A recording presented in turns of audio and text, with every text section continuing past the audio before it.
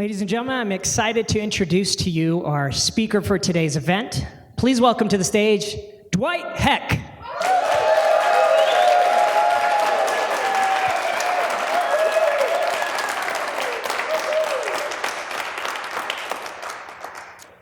The year was 2008. I'd have to say it was one of the worst years of my life. And you may wonder, why was it the worst year of your life? Well, in 2008, we seen the financial markets crash in North America, around the world.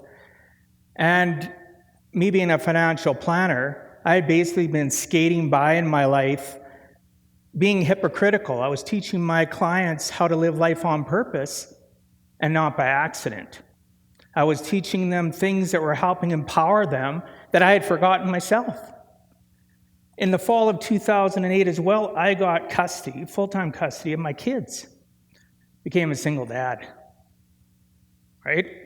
All of a sudden, the financial pressures magnified because now all of a sudden I was responsible for everything in order to make sure they were fed, in order to make sure that they could do extracurricular activities. I got to a point I was scared to log on to my bank account,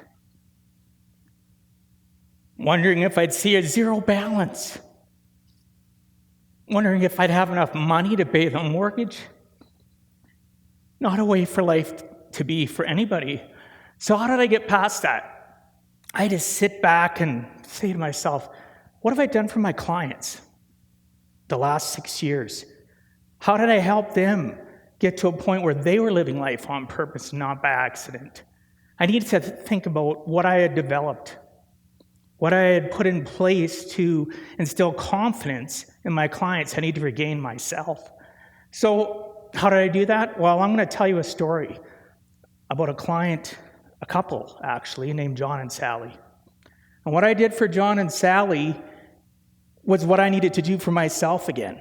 And I had to remind myself, what was my mission? What was I trying to do for people out there today in North America? So John and Sally, I had known for almost 10 years before they ever became my client. We hung out a lot. I thought I knew them. But unfortunately, today in society, we really don't know one another. They were living a facade. If you went to their life and opened up the doors of their life and looked inside, you'd know the truth. We all live a facade. When I first sat down with them, I was shocked to find out their circumstances. They were having marital problems.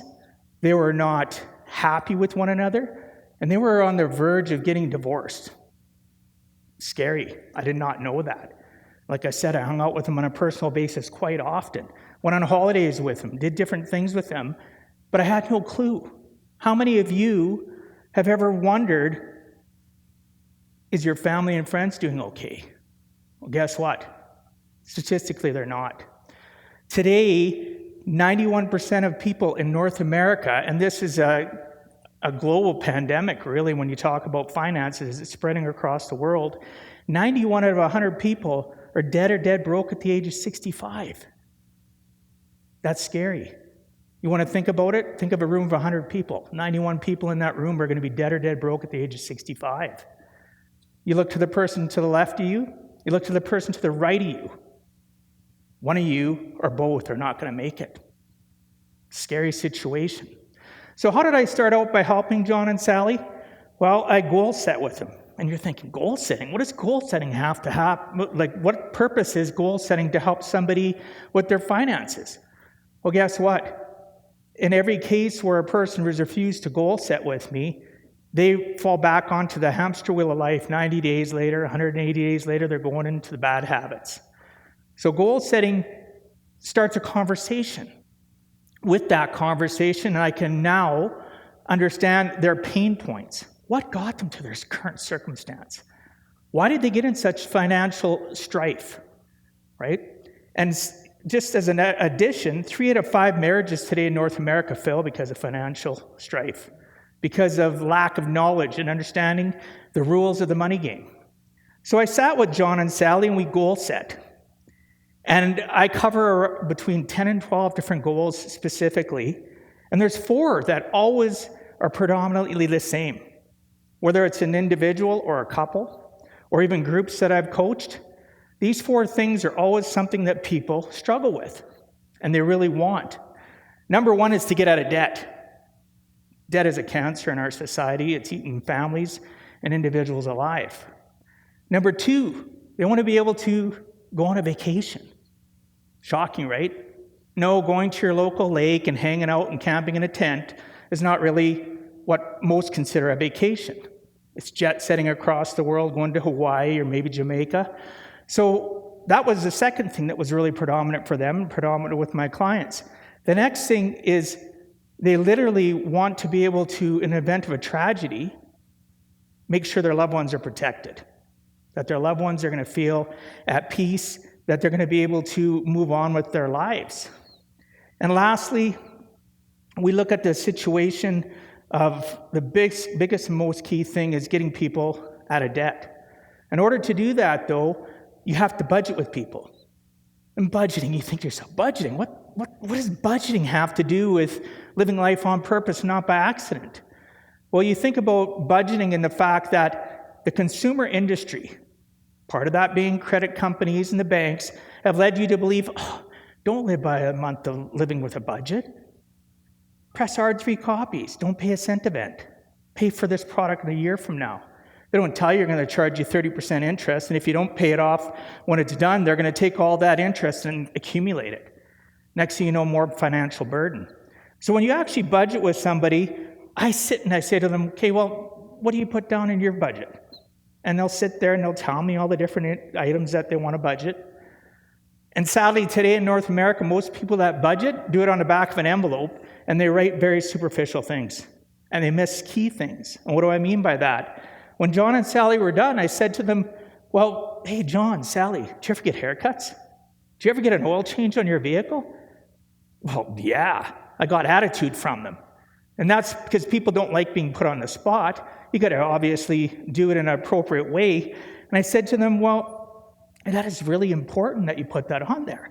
Does it come out of the same bank account that your paycheck's going to? Well, yeah. So do you understand that if you understand your numbers, you understand your inflows, if you're spending $1 and you only make it 80 cents, there's a problem, right? And that's the issue that we're going on today in North America, where it's getting worse and worse. So we literally went through their budgets and added some categories. And here's why. Your budget is supposed to be an active representation of your life, even your dreams in there. Because we need to shock a person into realizing how important it is. I put a vacation entry. I put a debt entry. Because at that point in time, they were only making minimum payments. And minimum payments on debt is not designed to pay it down. It's designed to service it so that you're stuck with it your whole life. The financial institutes are in business. They're not here to help you. So we basically put the vacation, we put it to pay off debt, and the most important entry we put in there was the event of a tragedy, so that Sally, who was the one that wanted it the most, could have her life insurance, right? And as an addition, life insurance is actually very economical. It's a misconception that it's expensive, and I'm so glad that we put that in, and I'll tell you in a few minutes why. So we went through this process, got their inflows of how much income, their outflows of their debt, including the new payments that they were looking at doing. And we realized that there was a common pattern that needed to be addressed. The pattern that needed to be addressed is that they were, sadly, like most people in North America, by the end of the month, they don't even make it to the end of the month. They're already financially broke halfway through. So they live they live financially with a month that's longer than their money is, right? So that has become a very bad problem today in our society, where people are literally living with more months than money. So then you go through the budgeting items and go, well, what can you cut out? Well, guess what? People don't know. So that's why I'm there. I'm there to help them understand the differences between a need and a want. I've been teaching my kids that since they were little. Do you know what the difference is between a need and a want? Many of you probably don't. So the difference is at the end of the day, if your car breaks down and all you have is credit, that's a need. You want to put a fancy stereo in your car? That's a want. Makes sense, right? So that's basically what I do, is I educate people on how they need to live a life on purpose through a budget. So fast forward 2 years later, we implemented their budget, and they did it religiously. I reached out to them, they stayed accountable to it, and they got out of debt. And they went on their first vacation. They hadn't been on a vacation in over 10 years, right? So it took them 2 years, but they got out of debt, got their first vacation, and they started saving for retirement, which is such a key thing that people overlook. We all want to retire someday. There's no guarantee for retirement, but we really want to get there. And unfortunately, back to the 91% that are going to be dead or dead broke at the age of 65. So what happened then was really quite tragic. John passed away a few years ago. And if I had not implemented life insurance for them, Sally would have been traumatized. But leading up to him passing away from cancer, he literally had gotten them into a bunch of debt. He couldn't work because he was having health issues before they realized it was cancer. He had already lost 1.5 years of work, and they were mounted in debt. He passed away. He was one of my closest friends, and I remember sitting down with Sally and saying, well, here's the life insurance. We've got to fill out this paperwork. You're going to get this money. And as a side note, before he passed away, right, I was at the hospital hours before he passed away. He told me how much I made a difference. And bottom line, don't ever think that you can't make a difference in people's lives. So I sat with Sally a number of meetings after he had passed away. We took that lump sum of life insurance, paid off the debt they had gotten into in the last 2 years. Even though they understood the fact of budgeting, there was half the income coming in, right? It was inevitable that it was going to happen. We paid off that debt and started her a guaranteed pension stream that she knows she's going to be okay. Fast forward, after a couple of years of him being passed away, Sally met an old high school sweetheart. They decided they were going to get married. He was in tremendous debt himself. Guess what I did? I sat down, goal set with him, budgeted with him, taught him the difference between a need and a want. Right? This year, I remember the gladness I had in my heart. She reached out to me and she said, you know what? I got such exciting news to tell you about. So I contacted her and I said, what's up? She said, he's out of debt. He's completely out of debt. Right? And I was just like, yeah, right? I could feel a gladness in my heart. I could feel my body light up. And it rejuvenated me for, to go out and continue to help families to live life on purpose and not by accident. To ensure that they live a comfortable life, be able to someday retire in comfort, and yes, with the insurance aspect, pass with dignity and make sure that their families are going to be okay. So you may be thinking to yourself, well, it's too late for me, Dwight. I can't do this. I can't accomplish what you're talking about. And I'm here to tell you can. But you have to be willing. You have to understand that you have to admit that you don't know rules of the money game, that you don't understand how to live a life on purpose. And there's coaches such as myself out there that can help you, or if you know somebody that can help you, get a hold of them. If you'd like to get a hold of me, you can reach out to me. Just access my website, right, at giveaheck.com. You can go on there. You can also purchase my book. And that book will tell you my origin story from where I started as a young kid to where I am today and why I got into what I do. You can also, at that point in time, book an appointment with me and we can have a talk.